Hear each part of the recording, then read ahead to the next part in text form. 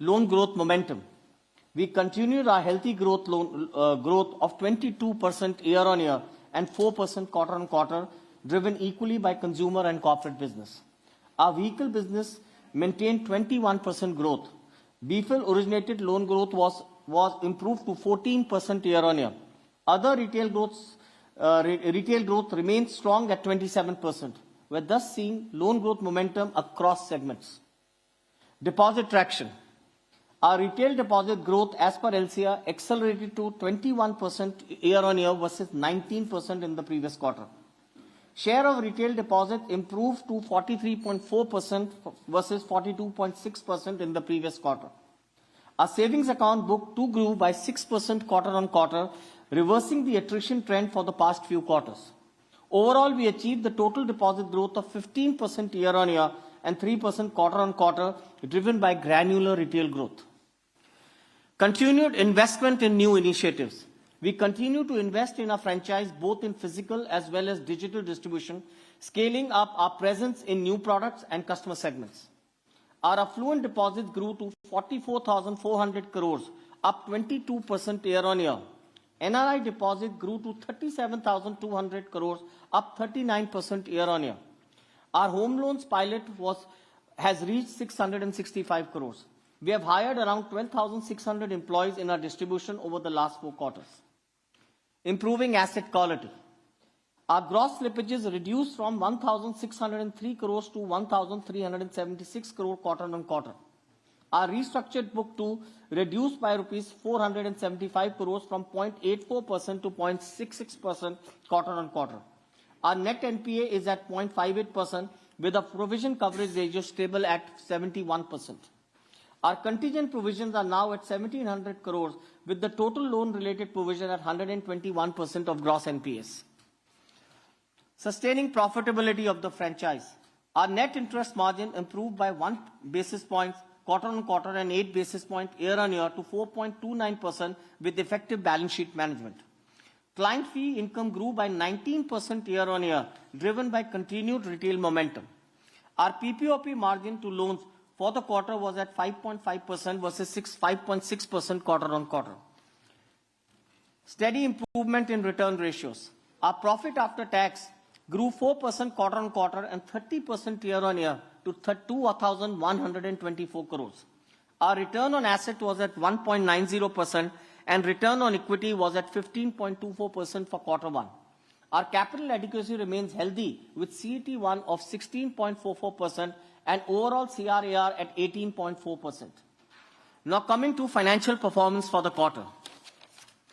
Net interest income grew by 18% year-on-year and 4% quarter-on-quarter in line with the loan growth. Net interest margin improved at 4.29% versus 4.21% year-on-year and 4.28% quarter-on-quarter.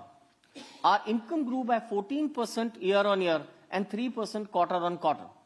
Core client fees, excluding trading income, grew by 19% year-on-year and 2% quarter-on-quarter. We had positive non-core income of rupees 91 crores during this quarter.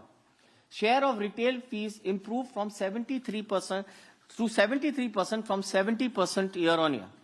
Operating expenses grew by 6% quarter-on-quarter with cost-to-income ratio of 45.9%. The OPEX growth was driven by employee addition, investment in distribution, technology spends for the new platform launches and preparing for the annual appraisal actions. The operating profit for the quarter was at 3,831 crores, going up 12% year-on-year and 2% quarter-on-quarter. The PPOP margins to loans continue to be healthy at 5.5%. Core PPOP growth was at 14% year-on-year and 1% quarter-on-quarter. On the asset quality and the provisioning front, our provisions for the quarter have further reduced to 991 crores and are below 1,000 crore mark for the first time in last 3 years. The annualized provision to loans are thus down to 132 basis points now versus 142 basis points for the previous quarter and 155 basis points for the previous year. As expected, we saw a reduction in gross slippages from microfinance, corporate and other retail segments. The vehicle finance unit saw an increase in slippages given Q1 is seasonally weak than Q4. Overall, the GNPAs for the bank were at 1.94% and net NPAs was stable at 0.58%. We have maintained provision coverage ratio of 71%. Total loans-related provisions are at 2.4% of loans and 121% of gross NPAs. Profit after tax for the quarter was at 2,124 crores, growing 4% quarter-on-quarter and 30% year-on-year. Our CRAR, including profits, remain healthy at 18.40%. Return on asset was at 1.9% and return on equity at 15.24%. Overall, the first quarter of our planning cycle 6 strategy saw progression towards the stated objectives. Loan growth was at 22% against our expected range of 18 to 23%. Seasonally, the first quarter is softer quarter for vehicle and microfinance businesses, and seasonality should support the loan momentum during the rest of the year. Retailization of liabilities continues with 21% growth in retail deposit as per LCR and healthy 6% quarter-on-quarter growth in SAR deposits. The share of retail deposit as per LCR improved to 43.4%, and we aim moving towards 45 to 50% in PC6. Asset quality improved in all business except for vehicle due to seasonality. The annualized credit costs are down to 132 basis points, inching towards our expected range of 110 to 130 basis points for the year. All key profitability metrics across NIMs, PPOP margins, ROE have maintained healthy position and are in line with the communicated aspirations. We continue to scale up new initiatives like Affluent, NRI, tractors, merchant acquiring, home loans, and digital launches. These provide further growth avenues for the bank. We have thus begun well on a PC6 strategy execution and are committed to the ambitions outlined in our strategic plan. We can now open the floor for question and answers.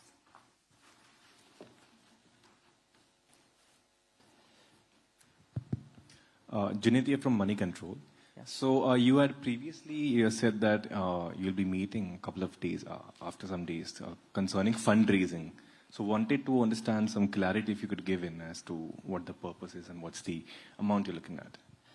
We are not raising any funds. So we do put a clause in our AGMs every year for our borrowings to be raised at a certain point. So we have not, and that's an enabling clause.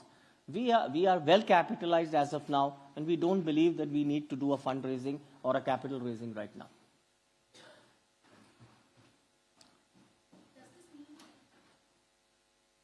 Mean that your promoters who've gotten a go-ahead from the RBI to take stake to 26, you're not in any rush, or they're not in any rush to invest in the bank immediately, they'll wait it out.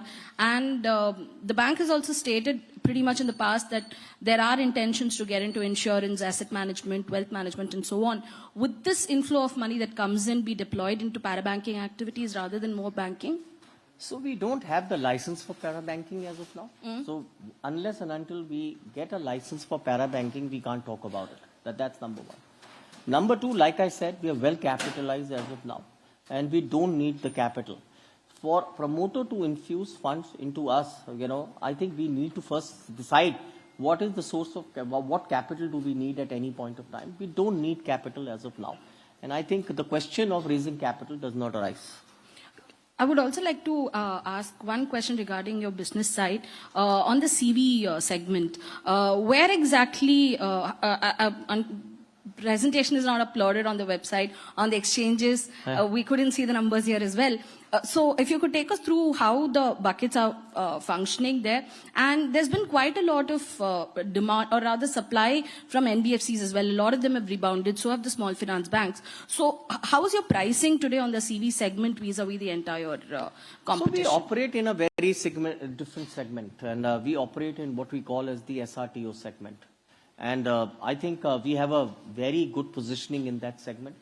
And we operate in tier 3 to tier 5 cities in a majority manner.